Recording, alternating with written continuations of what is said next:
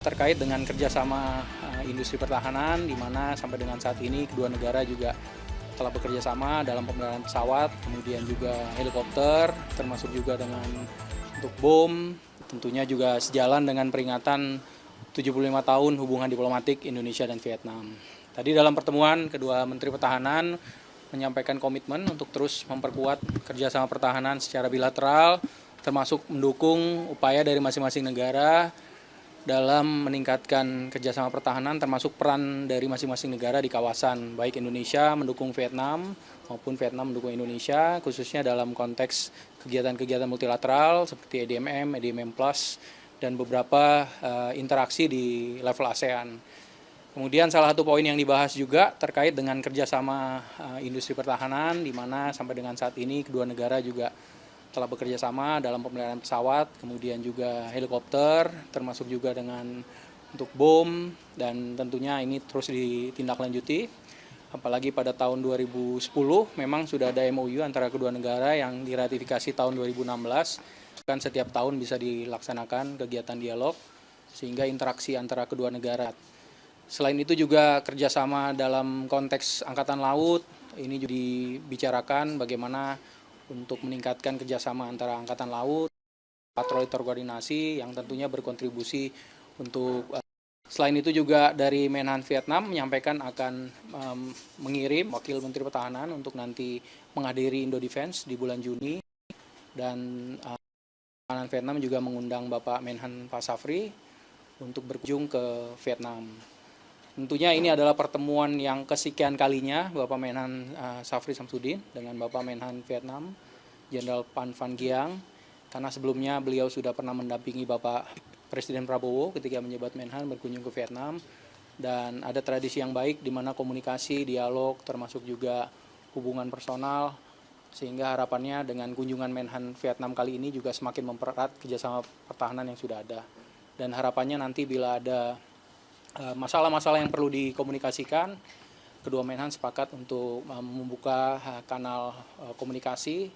Tadi Pak Menhan Safri juga menyampaikan bila memang ada hal yang perlu dikomunikasikan, jangan segan-segan untuk menghubungi beliau melalui telepon. Ini merupakan sinyal yang sangat positif bagi hubungan bilateral, khususnya kerjasama pertahanan antara Indonesia dan Vietnam.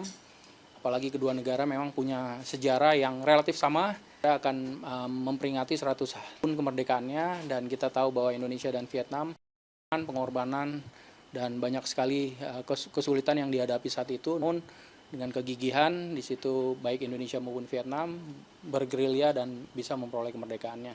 Sehingga salah satu poin juga yang dibahas bagaimana nantinya dari konteks sejarah militer kedua negara bisa saling mempelajari keberhasilan yang diraih dalam mendapatkan kemerdekaan, termasuk dalam mengembangkan militernya hingga saat ini. Itu mungkin untuk intisari dari pertemuan kedua Menteri Pertahanan dari Indonesia dan Vietnam. Kerjasama pembelian alutsista Pak dari Vietnam ke Indonesia?